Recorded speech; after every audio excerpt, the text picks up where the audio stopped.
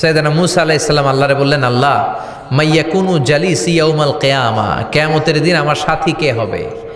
আল্লাহ বললেন, সাহিবুকা ফিল জান্নাতি জাজ্জার, কিয়ামতের দিন তোমার সাথী হবে একজন কসাই। কে হবে? জোরে বলেন না।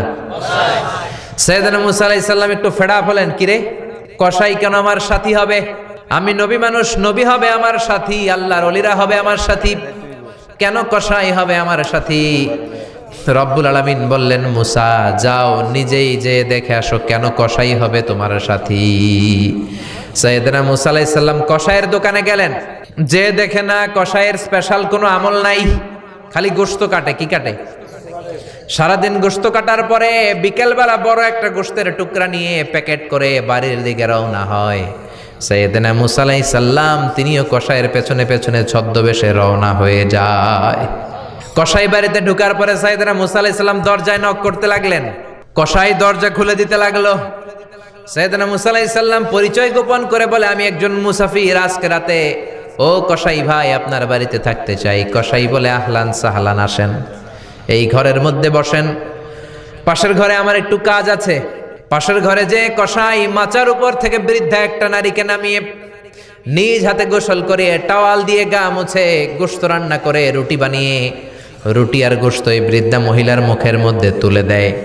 মহিলাটা তৃপ্তি সহকারে খাওয়ার পরে হাত দুইটা উপরের দিকে তুলে আঁচলটা পেতে আল্লাহর ডেকে বলে, আল্লাহ আমার ছেলের উপর আমি সন্তুষ্ট, এই বলে বিড়বিড় করে কি যেন দোয়া করে দেয়।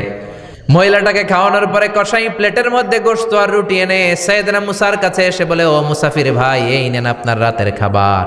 রাতের খাবার খেয়ে আপনি ঘুমিয়ে যান, সকালে আপনি যাবেন আপনার পথে, আমি যাব আমার দোকানে। সাইয়েদনা মূসা বলে, ও কসাই আগে বলো এই বৃদ্ধা মহিলাটাকে। কসাই বলে, বৃদ্ধা মহিলাটা ছাড়া দুনিয়ায় আমার কেউ নাই, আমি ছাড়াও এই বৃদ্ধা মহিলার কেউ নাই। এই মহিলাটা হলো আমার জনম দুঃখিনী মা, মা ছাড়া আমার কেউ নাই, আমি ছাড়াও মায়ের কেউ নাই। প্রতিদিন আমি আমার মারে গোসল করাই, নিজ হাতে রান্না করে খাওয়াই। সাইয়েদনা মূসা বলে, তোমার মা হাত তুলে কি দোয়া করলো এটা বলো। কসাই বলে, আমার মা প্রতিদিন রাতে খুশি হয়ে একটা পাগলা দোয়া করে, গত কয়েক বছর ধরে এই দোয়াটা করছে, অনেক বছরের দোয়া, আমি জানি কোনো দিন এই দোয়াটা কবুল হবে না। সাইয়েদনা মূসা বললেন, কি দোয়া? কসাই বলে, আমার মা খুশি হওয়ার পরে চোখের পানি ছেড়ে দিয়ে হাত তুলে বলে, আল্লাহ আমি আমার ছেলের উপর অনেক সন্তুষ্ট, শুনেছি এই জামানার বনি ইসরায়েলের সবচেয়ে বড় পয়গম্বর, তার নাম নাকি মূসা কালিমুল্লাহ। আমি তোমার কাছে দোয়া করে গেলাম, আমার ছেলেরে তুমি ওই মূসা নবীর সাথে জান্নাতে ঢুকাইয়া দিবা। মূসা আলাইহিস সালাম বলে, কানেকশন তো এই জায়গায়, আসল কানেকশন তো এখানে, এটা তো মায়ের দোয়ার বরকত। আল্লাহু আকবার। এজন্য মায়ের দোয়ার বরকতে কসাইকেও নবীর সাথী বানিয়ে দিয়েছে কে? বিশ্বনবী বাবা মার আদর পায় নাই, জন্মের আগেই বিশ্বনবীর বাবা নাই, 6 বছর বয়সে মা নাই, দাদার কাছে মানুষ হয়েছেন, চাচার কাছে মানুষ হয়েছেন। বিশ্বনবী হুদাইবিয়ার উমরা যেদিন করতে যাবেন, 1400 সাহাবীকে নিয়ে বিশ্বনবী উমরা করার জন্য রওনা হলেন। পথিমধ্যে আবওয়া নামক জায়গার মধ্যে বিশ্বনবীর মায়ের কবর। বিশ্বনবীর মায়ের নাম কি?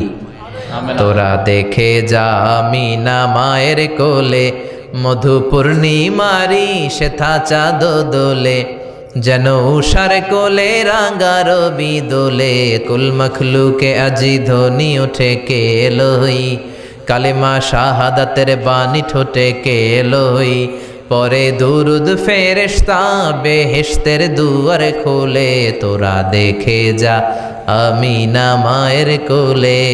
ঠিক কি না? মায়ের কবর পড়ল সামনে, জায়গার নাম আবওয়া, ছোট্ট একটা টিলা।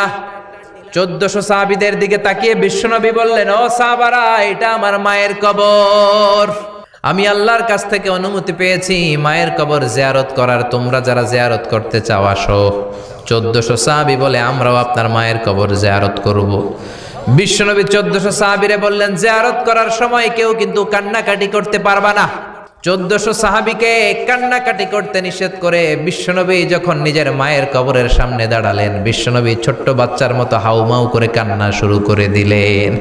বিশ্বনবীর কান্না দেখে 1400 সাহাবাও কান্না শুরু করে দিল। বিশ্বনবী 1400 সাহাবীদের দিকে তাকিয়ে ধমক দিয়ে বলে, তোমরা কাঁদো কেন?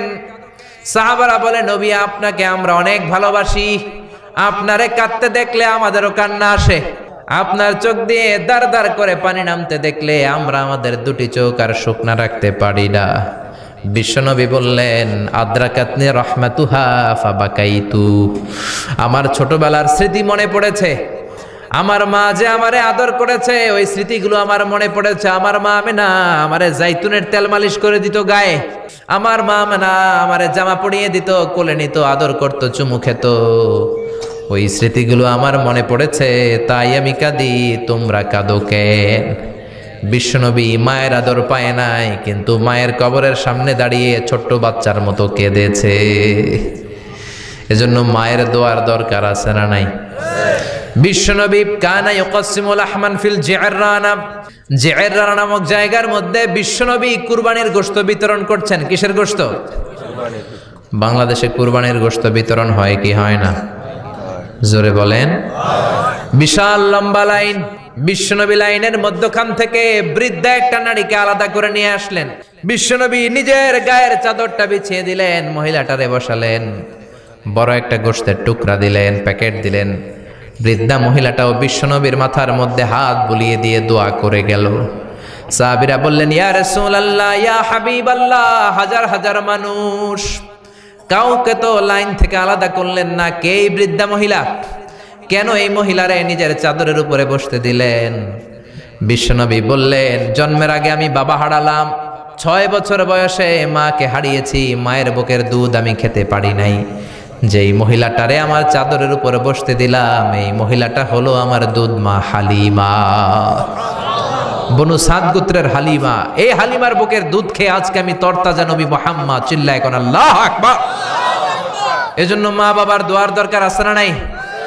কখনো মা বাবার সাথে বেয়াদবি করা যাবে না, গরম আওয়াজে কথা বলা যাবে না, উচ্চবাচ্য করা যাবে না, কোমল আচরণ করতে হবে, মা বাবার দোয়া নিতে হবে। কোনো কারণে মা বাবার সাথে যদি ঝগড়া হয়, বাকবিতণ্ডা হয়, আজকের মাহফিলের পরে মা বাবার পা ধরে আমরা ক্ষমা চাবো। রাজি আছেন? সবাই রাজি আছেন? কেউ যদি মা বাবার পা ধরে ক্ষমা চায়, মা বাবা কি ক্ষমা না করে পারে? আর আম্মা আব্বার পায়ে ধরে চোখের পানি ছাড়তে কি কোনো লজ্জা আছে? জোরে বলেন, আছে? আজকে আমরা ক্ষমা চাইবো, আজকে আমরা দোয়া নিব। মা বাবার দোয়া সবচেয়ে বড় দোয়া। মায়ের দোয়া থাকলে ওই ব্যক্তি কখনো ব্যর্থ হয় না। মায়ের দোয়া, আল্লাহর রহমত, এই দুইটা যদি জিনিস যদি কারো জীবনে থাকে, সফলতা তার হাতে ধরা দিবে, ঠিক কি না? এজন্য আল্লাহ বললেন, আমার স্পেশাল ফয়সালা দুইটা। কয়টা? ওয়াকাদা রাব্বুকা আল্লা তা'বুদু ইল্লা ইয়্যা ওয়া বিল ওয়ালিদাইনি ইহসানা। প্রথম ফয়সালা ইবাদত হবে একজনের, তিনি কে? আল্লাহ। আল্লাহ ছাড়া অন্য কারো জিকির করা যাবে? আল্লাহ ছাড়া অন্য কারো কাছে চাওয়া যাবে? আল্লাহ ছাড়া কোনো মাজারে যে সেজদা দেয়া যাবে? দ্বিতীয় ফয়সালা হলো মাতা পিতার খেদমত করতে হবে। আমরা যতটুকু পারি মা বাবার জন্য অর্থ ব্যয় করব, তাদের খেদমত করব, তাদের কাছ থেকে দোয়া নিব। আমাদের জীবনকে উজালা করে দিবে কে? আরো জোরে বলেন, কে? আল্লাহ তাআলা আমাদের সবাইকে কথাগুলো বুঝার ও আমল করার তৌফিক দান করুক। আমরা পড়ি আমিন।